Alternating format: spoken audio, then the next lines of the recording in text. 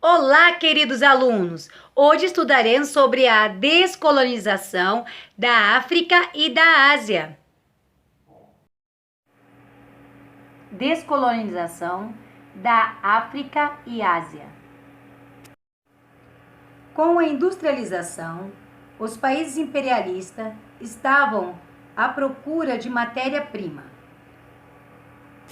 mercado consumidor, mão de obra barata e expansão territorial. Eles viram na África e na Ásia uma oportunidade. Utilizaram a proposta de levar a civilização. Mas, na verdade, eles desejavam explorar as terras. Após a Segunda Guerra Mundial, os países estavam militarmente enfraquecidos. A Organização das Nações Unidas contribuiu para a descolonização das colônias. A ONU, fundamentada no direito de autodeterminação dos povos, tornou-se um fórum internacional contra o colonialismo. Os governantes das duas potências e do pós-guerra, Estados Unidos e União Soviética, assumiram posições favoráveis à descolonização, interessados em desenvolver novas formas de influência. Nas regiões colonizadas, procuraram atrair liderança dos grupos emancipacionistas. O processo de descolonização teve duas formas. Ruptura pacífica baseava-se mediante acordos firmados com a metrópole, que reconhecia formalmente a independência política das colônias. Ruptura violenta alcançava mediante conflitos envolvendo as forças da metrópole e as tropas da libertação das colônias. Em 1955, houve a Conferência de Bandung, com a participação de 29 países. Houve rejeição dos blocos capitalista e socialista.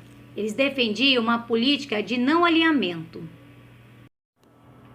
Durante a conferência, foi falado sobre o conceito do não alinhamento, estabelecimento de uma política e uma economia livre de influência estadunidenses e soviéticas. Em 1890, a Ruanda foi colonizada pela Alemanha e, após 1919, ficou sob o controle, sobre o domínio da Bélgica. E os belgas criaram uma aliança com Tuts, que detinha exclusivamente posses de terra e dos rebanhos de gado. Após a independência de 1962, houve guerra entre Hutus e Tuts, gerando 800 mil mortos entre eles. O acordo de paz foi negociado pela ONU. Moçambique teve sua independência em 1975. Ela era colônia de Portugal. E a Angola? A Angola era colônia de Portugal também e teve sua independência no mesmo ano de Moçambique, em 1975. Já a Argélia teve a sua independência em 1962. Ela era colônia da França. Agora vamos para a África do Sul. Desde o século XIX, a África do Sul era dominada por um governo representante da minoria branca de origem europeia, 19% da população total, que promoveu a independência política do país. E esse governo rompeu com a dominação colonial inglesa, mas impôs à grande maioria da população negra um regime de segregação racial, o apartheid. O regime racista da África do Sul, oficialmente desde 1948, provocou a indignação de grande parcela da opinião pública internacional em inúmeras revoltas de grupos negros, muitas delas lideradas por Nelson Mandela, que por isso ficou preso durante 27 anos. Mas somente em julho de 1991, o governo da África do Sul começou a revogar o apartheid. O presidente branco Frederick Klerk instituiu reformas democráticas e, em 22 de dezembro de 1993, o parlamento, ainda dominado por brancos, aprovou o projeto de Constituição que estabeleceu a democracia plena e após o fim do apartheid. Vários países asiáticos foram descolonizados, como o Líbano em 1943, Síria em 1944, Coreia em 1945, Jordânia em 1946, Filipinas, Índia e Paquistão em 1947, Birmânia em 1948, juntamente com Sri Lanka. Em 1949, nós temos Laos, Camboja, Indonésia. Em 1954, Vietnã. Em 1957, Malásia. Em 1965, nós temos Singapura. Em 1967, Iêmen. Em 1971, Catar, União dos Emirados Árabes. Em 1972, Bangladesh. Em 1976, Seychelles. Em 1978, Ilha do Salomão, Tuvalu. Em 1979, Kiribati. A Ásia também viveu a interferência das potências europeias no decorrer do século XIX e XX. Algumas regiões, como a Índia, passaram a sofrer a exploração europeia desde o século XVI, com a descoberta do périplo africano. A exploração da Ásia, entretanto, não foi facilitada pela proximidade, como ocorreu entre os europeus e a África. Além da distância, a Ásia tinha impérios estabelecidos, com exércitos organizados, características que, de certa forma, dificultaram as ações imperialistas. A Índia era conhecida como a terra das especiarias e, como tal, foi cobiçada por vários reinos europeus durante a Idade Moderna. Portugal estabeleceu possessões em Bombay, Goa, Calicut. A Inglaterra tomou a Índia como colônia sob as condições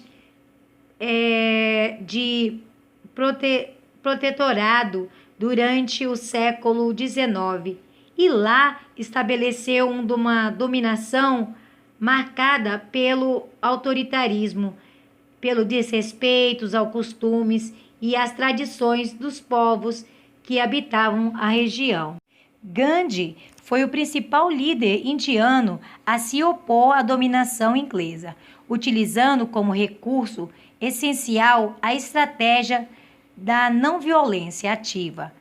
Preparava a desobediência civil, ou seja, os boicotes contra a Inglaterra, ou seja, contra as autoridades inglesas, por meio do não pagamento de impostos e da rejeição aos produtos industriais ingleses. O propósito era debilitar o adversário, mas sem utilizar a violência. Nem toda a Índia, porém, estava unida em torno das propostas de Gandhi e Nehru. Havia no país outros grupos de oposição, como a Liga Muçulmana, liderada por Mohammed, que tinha como objetivo a criação de um Estado muçulmano independente dos hindus, ligados ao Partido do Congresso.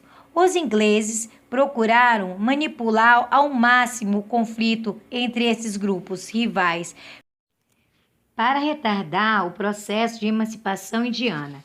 Em 1947, a Índia conquistou a independência política. Seu território foi dividido em República da Índia, de maioria hindu, e a República do Paquistão, oriental e ocidental, da maioria muçulmana. Posteriormente, em 1972, após a violenta guerra, o Paquistão Oriental separou do ocidental e passou a se chamar Bangladesh.